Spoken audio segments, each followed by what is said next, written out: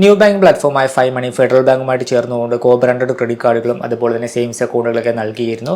അവരുടെ ഇങ്ങനെയുള്ള ബാങ്കിങ് സർവീസുകളൊക്കെ സ്റ്റോപ്പ് ചെയ്യുകയാണെന്നുള്ള ഒരു അപ്ഡേറ്റ് വന്നിരുന്നു. അതിന് പിന്നാലെ മാർച്ച് 20 മുതൽ അവരുടെ കോ ബ്രാൻഡഡ് ക്രെഡിറ്റ് കാർഡുകളൊക്കെ കംപ്ലീറ്റ് ആയിട്ട് സ്റ്റോപ്പ് ചെയ്തിരുന്നു.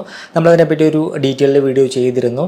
ഇപ്പോൾ നിലവിൽ അവരുടെ സേവിങ്സ് അക്കൗണ്ട് സ്കീമുകളൊക്കെ അവർ ഡിസ്കണ്ടിന്യൂ ചെയ്തിട്ടുണ്ട്. നമുക്ക് പുതിയതായിട്ട് സേവിങ്സ് അക്കൗണ്ട് ഒന്നും ഓപ്പൺ ചെയ്യാനായിട്ട് സാധിക്കില്ല. സോ ഓൾറെഡി ഉള്ള സേവിങ്സ് അക്കൗണ്ടിന് എന്താണ് സംഭവിക്കുക, പുതിയ മാറ്റങ്ങൾ നമുക്ക് ഡീറ്റെയിൽഡ് ആയിട്ട് നോക്കാം. വെൽക്കം ടു വീഡിയോയിലേക്ക് കടക്കുന്ന മുമ്പ് വിവിധ ബാങ്ക് അക്കൗണ്ടുകളെ പറ്റിയും കാർഡുകളെ പറ്റിയും കൂടുതലായിട്ട് അറിയാനും അപ്ലൈ ചെയ്യാനും വിസിറ്റ് fino360.com, ആമസോൺ, ഫ്ലിപ്കാർട്ട് പോലുള്ള ഇ-കോമേഴ്സ് പ്ലാറ്റ്ഫോമുകളിൽ വരുന്ന ഓഫർ അപ്ഡേറ്റ് ടെലിഗ്രാമിൽ കിട്ടാനായിട്ട് ജോയിൻ എൻ്റെ offer Telegram channel. Financial news update മലയാളത്തിൽ എല്ലാ ദിവസവും ടെലിഗ്രാം ചാനലിൽ അപ്ഡേറ്റ് ആയിട്ട് ലഭിക്കാനായിട്ട് join money Malayalam Telegram channel, link in below.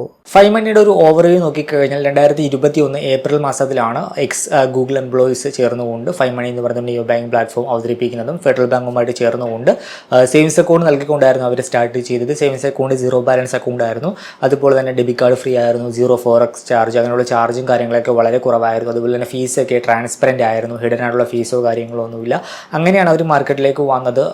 കുറേയധികം ആളുകളുടെ ശ്രദ്ധ അവർ പിടിച്ചു പറ്റി. അവർ ഫോക്കസ് ചെയ്തിരുന്നത് വർക്കിംഗ് പ്രൊഫഷണൽസിനെ ആയിരുന്നു, അവർക്കായിരുന്നു അക്കൗണ്ട് ഓപ്പൺ ചെയ്യാനായിട്ട് സാധിച്ചിരുന്നത്. അങ്ങനെ അവർ ഏകദേശം 3.5 മില്യൺ, അതായത് 35 ലക്ഷത്തോളം കസ്റ്റമേഴ്സിനെ നേടി. അങ്ങനെ വലിയൊരു കസ്റ്റമർ ബേസ് ഉണ്ടാക്കിയതിന് ശേഷം അവർ പുതിയ പ്രൊഡക്റ്റുകളൊക്കെ ലോഞ്ച് ചെയ്തു. അതായത് സേവിങ്സ് അക്കൗണ്ട് തന്നെ പല വേരിയൻ്റ് ആക്കി മാറ്റി. നമ്മൾ മന്ത്ലി ആവറേജ് ബാലൻസ് കീപ്പ് ചെയ്ത് കഴിഞ്ഞാൽ കൂടുതൽ ബെനിഫിറ്റ് കിട്ടുന്ന രീതിയിലേക്ക് ആക്കി മാറ്റി. അതുപോലെ തന്നെ ചാർജും കാര്യങ്ങളൊക്കെ കൂട്ടി. ക്രെഡിറ്റ് കാർഡ് പോലുള്ള കൂടുതൽ ബാങ്കിങ് പ്രൊഡക്റ്റുകളൊക്കെ ലോഞ്ച് ചെയ്തു. അങ്ങനെ പുതിയ പ്രൊഡക്റ്റും കാര്യങ്ങളൊക്കെ കൊണ്ടുവന്നു. പക്ഷേ അവർക്ക് അവരുടെ ഒരു കമ്പനി എന്ന രീതിയിൽ പ്രോഫിറ്റിലേക്ക് വരാനായിട്ട് സാധിച്ചില്ല. ഒരു സ്റ്റാർട്ടപ്പാണ്, അവർക്ക് ഫണ്ടിങ്ങും കാര്യങ്ങളൊക്കെ ഉണ്ടായിരുന്നു. ഫണ്ട് ബേൺ ചെയ്ത് അവർ കസ്റ്റമറിനെയൊക്കെ കൂട്ടി. പക്ഷേ അറ്റ് ദ എൻഡ് അവർക്ക് പ്രോഫിറ്റിലേക്ക് വരാനായിട്ട് സാധിച്ചില്ല. അവരുടെ എക്സ്പെൻസ് കാര്യങ്ങളൊക്കെ കൂടി വരികയാണ്. ഇപ്പോൾ ഫൈവ് മണിയുടെ കാര്യം മാത്രമല്ല, നമ്മുടെ മാർക്കറ്റിലുള്ള ന്യൂ ബാങ്കിങ് പ്ലാറ്റ്ഫോമുകളുടെയൊക്കെ അവസ്ഥ അത് തന്നെയാണ്. അവരുടെ എക്സ്പെൻസ് കൂടുതലാണ്, അവർക്ക് പ്രോഫിറ്റിലേക്ക് വരാനായിട്ട് സാധിക്കുന്നില്ല. അപ്പോൾ ഫൈവ് മണിയെ സംബന്ധിച്ചിടത്തോളം അവർക്ക് പുതിയ ഫണ്ടിങ്ങോ കാര്യങ്ങളോ ഒന്നും ഇടാനായിട്ട് സാധിച്ചില്ല. അവരുടെ ബിസിനസ് സ്റ്റക്കാവുന്ന ഒരു സ്ഥിതി വന്ന സമയത്ത് അവരിപ്പോൾ അവരുടെ ഒരു ബിസിനസ് മോഡൽ മാറ്റുകയാണ്. അതിൻ്റെ ഭാഗമായിട്ടാണ് അവർ ബാങ്കിങ് സർവീസുകളൊക്കെ സ്റ്റോപ്പ് ചെയ്തുകൊണ്ട് അവർ AI enterprises and startup tech സൊല്യൂഷൻസിലേക്ക് മൂവ് ഓൺ ചെയ്യുന്നത്. സോ അങ്ങനെ ആ ഒരു ബിസിനസ് നിലനിർത്താൻ വേണ്ടി അവരുടെ ബിസിനസ് മോഡൽ മാറ്റുന്നതിൻ്റെ ഭാഗമായിട്ടാണ് ഇപ്പോൾ നിലവിൽ ബാങ്കിങ് പ്രൊഡക്റ്റും കാര്യങ്ങളൊക്കെ അവർ സ്റ്റോപ്പ് ചെയ്തിരിക്കുന്നത്. ആദ്യം നോട്ടിഫിക്കേഷൻ വന്നത് അവർ ഇഷ്യൂ ചെയ്തുകൊണ്ടിരുന്ന കോ ബ്രാൻഡഡ് ക്രെഡിറ്റ് കാർഡുകളുടെ കാര്യത്തിലായിരുന്നു. മാർച്ച് 20 ആ ഒരു കാർഡ് ഡിസ്കണ്ടിന്യൂ ചെയ്യപ്പെട്ടിട്ടുണ്ട്. നമ്മൾ വീഡിയോ ചെയ്തിരുന്നു. അപ്പോൾ മാർച്ച് 20 മുമ്പായിട്ട് നമ്മൾ ഔട്ട്സ്റ്റാൻഡിംഗ് എമൗണ്ടൊക്കെ ക്ലിയർ ചെയ്യണം, അതിനുശേഷം ആ കാർഡ് ക്ലോസ് ചെയ്യാനായിട്ട് റിക്വസ്റ്റ് കൊടുക്കണം എന്നുള്ള നോട്ടിഫിക്കേഷൻ ആയിരുന്നു വന്നിരുന്നത്. നിങ്ങൾ കാർഡ് ക്ലോസ് ചെയ്തോ, ജസ്റ്റ് ഒന്ന് അപ്ഡേറ്റ് ചെയ്യുക. പിന്നീട് അതിനെപ്പറ്റി ഒരു അപ്ഡേറ്റ് കാര്യങ്ങളൊന്നും വന്നിട്ടില്ല.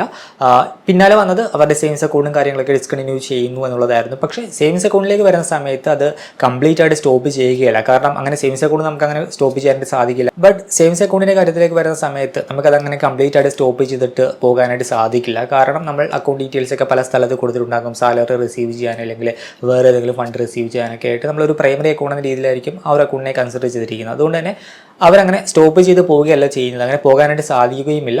അവരുടെ പാർട്ണർ ബാങ്ക് എന്ന് പറയുന്നത് ഫെഡറൽ ബാങ്ക് ആയിരുന്നു. സോ അക്കൗണ്ട് ഓപ്പൺ ചെയ്യപ്പെട്ടതും അതിൻ്റെ മാനേജ്മെൻറ്റും കാര്യങ്ങളൊക്കെ ഫെഡറൽ ബാങ്കിൽ തന്നെയായിരുന്നു. ഈ ഒരു ഫൈവ് മണി എന്ന് പറയുന്നത് ജസ്റ്റ് ഒരു ഇൻ്റർമീഡിയേറ്ററി പ്ലാറ്റ്ഫോം മാത്രമായിരുന്നു. സോ നിങ്ങൾക്ക് തുടർന്നും അങ്ങനെ ഓപ്പൺ ചെയ്യപ്പെട്ട സേവിങ്സ് അക്കൗണ്ട് ഉപയോഗിക്കാനായിട്ട് സാധിക്കും. പക്ഷേ ഫൈവ് മണി ആപ്പ് ഉപയോഗിച്ച് അത് കൺട്രോൾ ചെയ്യാനായിട്ട് സാധിക്കില്ല എന്നുള്ളൊരു മാറ്റമാണ് വരുന്നത്. നിങ്ങൾക്ക് ഫെഡറൽ ബാങ്കിൻ്റെ ഫെഡ് മൊബൈൽ ആപ്പ് ഉപയോഗിച്ച് ആ ഒരു അക്കൗണ്ട് മാനേജ് ചെയ്യാനായിട്ട് സാധിക്കും. തുടർന്നും ആ ഒരു അക്കൗണ്ട് ഉപയോഗിക്കാം. അതിൽ മാറ്റമോ കാര്യങ്ങളോ ഒന്നുമില്ല. പിന്നെ അക്കൗണ്ടിൻ്റെ ടേംസ് ആൻഡ് കണ്ടീഷനിലും അതേപോലെ തന്നെ അക്കൗണ്ടുമായി ബന്ധപ്പെട്ട് വരുന്ന ചാർജിലും കാര്യങ്ങളിലേക്ക് മാറ്റം വന്നേക്കാം. അതുമായി ബന്ധപ്പെട്ടുള്ള അപ്ഡേറ്റ് വന്നേക്കാം. പക്ഷേ അക്കൗണ്ട് നിങ്ങൾക്ക് തുടർന്ന് ഉപയോഗിക്കാനായിട്ട് സാധിക്കും. ഫൈവ് മണി അക്കൗണ്ട് സ്കീമിൽ പുതിയ അക്കൗണ്ട് എന്തായാലും ഓപ്പൺ ചെയ്യാനായിട്ട് സാധിക്കുക. അതുപോലെ തന്നെ ഈ ഒരു 5 പോയിന്റ്സ് ആണല്ലോ, റിവാർഡ് പോയിന്റ് ഉണ്ടല്ലോ, അത് മാർച്ച് 20 വരെ ആയിരുന്നു നമുക്ക് അക്വയർ ചെയ്യാനായിട്ട് സാധിച്ചിരുന്നത്. അത് കഴിഞ്ഞ് നമുക്ക് പുതിയ പോയിന്റ്സ് നേടാനായിട്ട് സാധിച്ചിരുന്നില്ല. അതുപോലെ തന്നെ മാർച്ച് 31 മുമ്പായിട്ട് നിങ്ങളുടെ കയ്യിൽ 5 റിവാർഡ് പോയിന്റ് ഉണ്ടെങ്കിൽ അത് ഉപയോഗിക്കുകയും വേണം, റിഡീം ചെയ്യുകയും വേണം. അതിനുശേഷം അത് ആ ഒരു റിവാർഡ് പോയിന്റും എക്സ്പയർ ആയി പോകും. സോ ഈ ഒരു അക്കൗണ്ട് ഉള്ളവർക്ക് ഓൾറെഡി ഫെഡറൽ ബാങ്കിൻ്റെ ഭാഗത്തു നിന്നും അതുപോലെ തന്നെ ഫൈവ് മണിയുടെ ഭാഗത്തു നിന്നും മെയിൽ വന്നിട്ടുണ്ടാകും. ആ ഒരു മെയിൽ ഫോളോ ചെയ്യുക. എനിക്ക് പേഴ്സണലി ഈ ഒരു ഫൈവ് മണി അക്കൗണ്ട് ഉണ്ടായിരുന്നു. അക്കൗണ്ട് ലോഞ്ച് ചെയ്ത സമയത്ത് ഞാൻ ഓപ്പൺ ചെയ്തു. അതിനുശേഷം എനിക്കറിയാം അതിൻ്റെ ഒരു അവർ നെക്സ്റ്റ് സ്റ്റേജിലേക്ക് പോയ സമയത്ത് അവരുടെ ചാർജും കാര്യങ്ങളൊക്കെ കൂട്ടിയപ്പോൾ ഞാൻ അക്കൗണ്ട് അന്ന് തന്നെ ക്ലോസ് ചെയ്തിരുന്നു. അതിനെപ്പറ്റി ആ സമയത്ത് വീഡിയോ കാര്യങ്ങളൊക്കെ ചെയ്തിരുന്നു. നിങ്ങളിപ്പോഴും ഈ ഒരു ഫൈവ് മണി അക്കൗണ്ട് ഹോൾഡ് ചെയ്യുന്നുണ്ടോ എന്ന് ജസ്റ്റ് ഒന്ന് കമൻറ്റ് ചെയ്യുക. ഇനി ഹോൾഡ് ചെയ്യുന്നവരാണെങ്കിൽ നിങ്ങൾ ക്ലോസ് ചെയ്യുമോ ഇല്ലെങ്കിൽ നിങ്ങളത് കീപ്പ് ചെയ്യുമോ എന്ന് കൂടി ജസ്റ്റ് ഒന്ന് കമൻറ്റ് ചെയ്യുക. പിന്നെ നമുക്ക് ഫൈവ് മണി ആപ്പ് വഴി US മാർക്കറ്റിൽ ഇൻവെസ്റ്റ് ചെയ്യാനുള്ള ഒരു ഓപ്ഷൻ ഉണ്ടായിരുന്നു. അങ്ങനെ ഇൻവെസ്റ്റ്മെൻറ്റ് ചെയ്ത അവരുടെ നിക്ഷേപങ്ങൾക്ക് എന്താണ് സംഭവിക്കുക?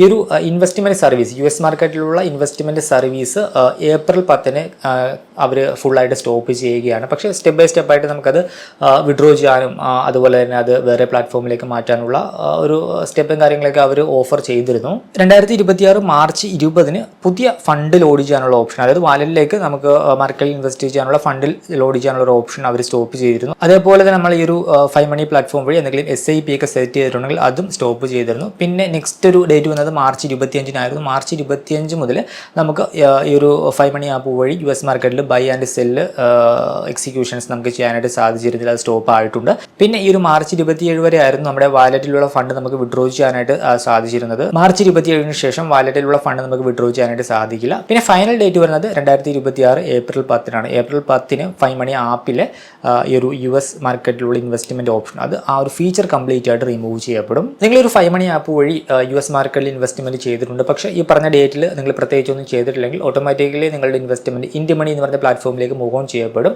ഇന്ത്യ മണി പ്ലാറ്റ്ഫോം ഉപയോഗിച്ച് നിങ്ങളുടെ ആ ഒരു ഇൻവെസ്റ്റ്മെന്റ് നിങ്ങൾക്ക് ആക്സസ് ചെയ്യാനായിട്ട് സാധിക്കും. ഇല്ലെങ്കിൽ നിങ്ങൾക്ക് വേറെ ഏതെങ്കിലും പ്ലാറ്റ്ഫോം ഉണ്ടെങ്കിൽ അതിലേക്കും നിങ്ങളുടെ ഒരു ഇൻവെസ്റ്റ്മെന്റ് നിങ്ങൾക്ക് ട്രാൻസ്ഫർ ചെയ്യാനായിട്ട് സാധിക്കും. ട്രാൻസ്ഫർ അലോ ചെയ്യുന്ന പ്ലാറ്റ്ഫോം ആണെങ്കിൽ അതിനെപ്പറ്റി ഈ ഒരു 5 മണിയുടെ വെബ്സൈറ്റിൽ ഡീറ്റെയിൽ ഇൻഫർമേഷൻ കൊടുത്തിട്ടുണ്ട്. സോ ഇതൊക്കെയാണ് ഇപ്പോൾ നിലവിൽ 5 മണിയിൽ സംഭവിച്ചത്. നമ്മൾ ഈ ഒരു നിയോ ബാങ്കിങ് പ്ലാറ്റ്ഫോമുകളെ പറ്റി വീഡിയോകളൊക്കെ ചെയ്യുന്ന സമയത്ത് എപ്പോഴും പറഞ്ഞിരുന്നൊരു കാര്യമാണ് ഈ ഒരു നിയോ ബാങ്കിങ് പ്ലാറ്റ്ഫോമുകൾ ഒരിക്കലും പ്രൈമറി അക്കൗണ്ടായിട്ട് കാണരുതെന്ന്. കാരണം എന്താണെന്ന് വെച്ചാൽ ഇതാണ്, അവർ എപ്പോൾ വേണമെങ്കിലും ഈ പറഞ്ഞ രീതിയിൽ സസ്റ്റെയിൻ ചെയ്യാൻ പറ്റാതെ സ്റ്റോപ്പ് ചെയ്യപ്പെട്ടേക്കാം, അല്ലെങ്കിൽ അവരുടെ ടേംസ് ആൻഡ് കണ്ടീഷനിൽ മാറ്റം വന്നേക്കാം, അവരുടെ ബിസിനസ് അവർ സെല്ല് ചെയ്തേക്കാം. ഒരു സെക്കൻഡറി സർവീസ് എന്ന രീതിയിൽ വേണം ഈ ഒരു നിയോ ബാങ്കിങ് പ്ലാറ്റ്ഫോമുകളെ കാണാനായിട്ട്. ഈ ഒരു ബാങ്ക് അക്കൗണ്ടിൻ്റെ കേസിൽ വരുന്ന സമയത്ത് അത് ക്ലോസ് ചെയ്യപ്പെടുന്നില്ല, നമുക്കത് തുടർന്ന് ഉപയോഗിക്കാനായിട്ട് സാധിക്കും. പക്ഷേ അതിൻ്റെ ആ ഒരു കണ്ടീഷൻസും കാര്യങ്ങളൊക്കെ മാറ്റപ്പെടും.